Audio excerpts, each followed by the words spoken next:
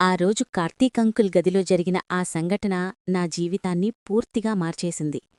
అప్పటివరకు కేవలం ఒక చిన్న ఆకర్షణ అనుకున్నది ఆ ఒక్క మధ్యాహ్నంతో నా ఒంట్లో తీరని దాహంగా మారిపోయింది. కాలేజ్లో ప్రొఫెసర్ లెసన్ చెబుతున్నా నా కళ్ల ముందు అంకుల్ ఆ మొరటైన రూపం, ఆయన ఆ గదిలో నన్ను హత్తుకున్న ఆ వెచ్చదనమే కదులుతున్నాయి. రాత్రిపూట మంచం మీద పడుకున్నా ఆయన గరుకైన గెడ్డం నా మెడ వంపుల్లో గుచ్చుకుంటున్న భావన నన్ను నిద్రపోనివ్వడం లేదు. నేను కళ్ళు మూసుకుంటే చాలు ఆయన చేతుల స్పర్శ నా ఒంటిమీద పాకుతిన్నట్లు అనిపించేది. అంకల్ కూడా నన్ను చూసినప్పుడల్లా తన నిశితమైన చూపులతో నన్ను మళ్లీ పిలుస్తున్నట్టు అనిపించేది. అందరి ముందు చాలా పద్ధతిగా మాట్లాడే ఆయన నేను ఒంటరిగా ఉన్నప్పుడు మాత్రం తన కళ్లతోనే నన్ను పూర్తిగా లొంగదీసుకునేవారు. ఆ చూపుల్లో ఉన్న పవర్ అలాంటిది. అది నన్ను ఆయన వైపుకు ఒక అయస్కాంతంలా లాగేసేది. ఒకరోజు రాత్రి భారీగా వర్షం కురుస్తోంది. ఆకాశం నుండి పడే ప్రతి చుక్క నా ఒంట్లో సెగలు పుట్టిస్తోంది.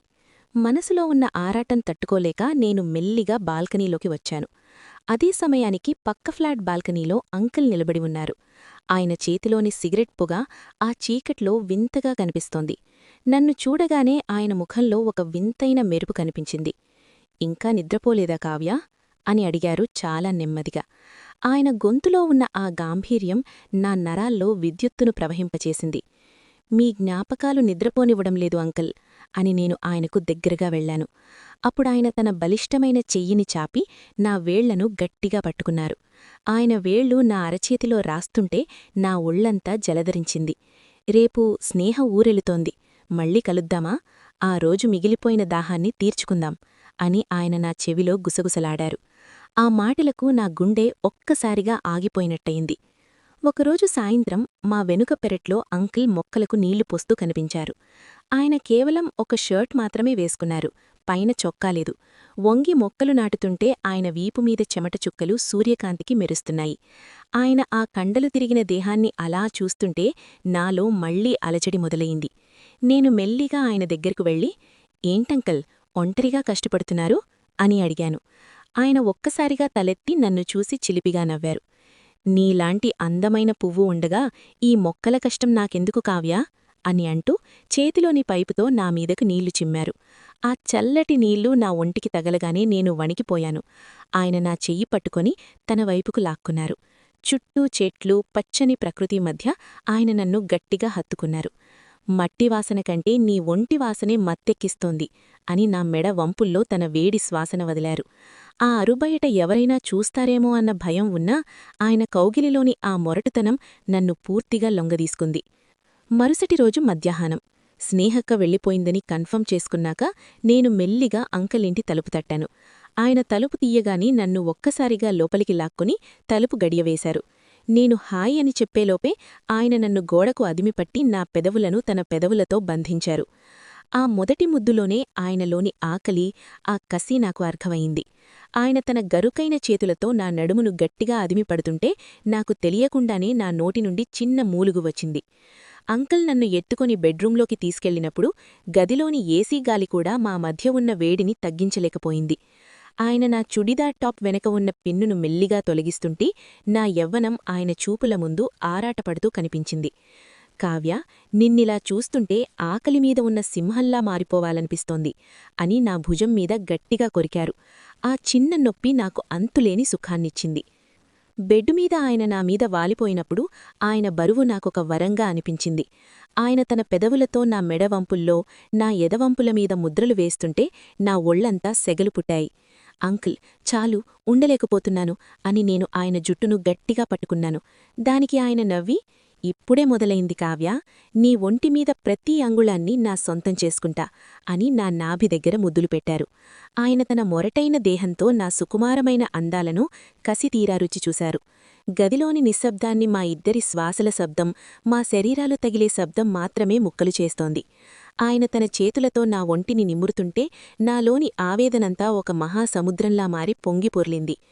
ఒక పరాయి మగవాడి కౌగిలిలో ఇంతటి శక్తి ఉంటుందని నేను ఎప్పుడూ ఊహించలేదు. ఆయన తన ఆవేశాన్ని తగ్గించుకోకుండా నన్ను పూర్తిగా తన బాహుల్లో బంధించి నాకు స్వర్గాన్ని చూపించారు. మేము అలా ఆ మత్తులో ఉండగానే హఠాత్తుగా డోర్బెల్ మోగింది.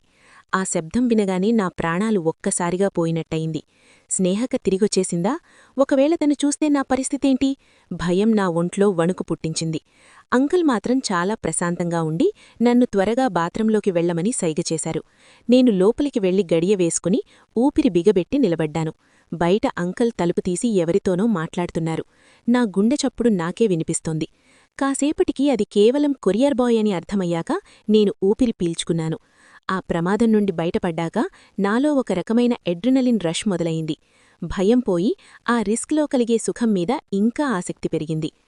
అంకుల్ బాత్రూంలోకి వచ్చి నన్ను వెనక నుండి గట్టిగా హత్తుకున్నారు. ఆయన ఒంటి వేడి నా వీపుకు తగులుతుంటే నేను మళ్లీ కరిగిపోయాను. అంకుల్, ఇక్కడ వద్దు, ఎవరైనా వింటారు అన్నాను. కాని ఆయన వినలేదు. వింటే విననీ కావ్యా, నీ ఈ తడిదేహాన్ని చూశాక ప్రాణాలైనా వదిలేస్తాను అని నన్ను గోడకు అదిమిపట్టి మళ్లీ తన ఆవేశాన్ని చూపించారు. ఆ షవర్ కింద జరిగిన ఆ సన్నివేశం నా జీవితంలో అత్యంత సాహసవంతమైనది మరియు మధురమైనది. మరోసారి భారీగా వర్షం కురుస్తోంది. సాయంత్రం నేను ఇంటి ముందు వరండాలో నీళ్లల్లో తడుస్తూ నిలబడ్డాను. ఆ రోజు నేను పలుచని చీర కట్టుకున్నాను. వర్షానికి ఆ చీర నా ఒంటికి అతుక్కుపోయి నా శరీర వంపులన్నీ స్పష్టంగా కనిపిస్తున్నాయి. సరిగ్గా అప్పుడే అంకుల్ తన కారులో వచ్చారు. కారు దిగి లోపలికి వెళుతున్న ఆయన తడిసిన ముద్దైన నన్ను చూసి అక్కడే ఆగిపోయారు. ఆయన చూపులు నా తడిసిన చీర దాటుకుని నా లోపలి అందాలను మెదుకుతున్నాయి. కావ్య, ఇలా తడిస్తే ఏ మగాడైనా తట్టుకోగలడా అని ఆయన గొంతులో ఒక రకమైన ఆకలి కనిపించింది. ఆయన చుట్టూ ఎవరూ లేరని చూసుకుని నన్ను మెల్లిగా వర్షంలోనే గోడకు అదిమిపట్టి నా తడిసిన నడుముమీద తన వేడి చేతులు వేశారు. ఆ చల్లని వర్షపు చుక్కలు, ఆయన వేడి స్పర్శ, ఆ రెండు విరుద్ధమైన భావనలు నాలో మునుపెన్నడూ లేని ఉద్వేగాన్ని కలిగించాయి. ఈ వర్షం నిన్ను తడిపే కంటే నేను నిన్ను ఆరనివ్వడమే బాగుంటుంది అని ఆయన నా పెదవుల మీద తన ముద్ర వేశారు. సాయంత్రం నేను మా ఇంటికి తిరిగి వచ్చేశాను. కాని నా ఒంటిమీద ఇంకా అంకుల్ స్పర్శే తెలుస్తోంది.